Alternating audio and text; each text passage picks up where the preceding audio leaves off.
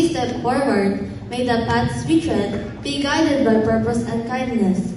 May our hearts hold true to the good manners installed in us during our time at Mother Goose. Values that remain steadfast in an ever-changing world. Keep the spirit of courtesy alive, all for the greater glory of God.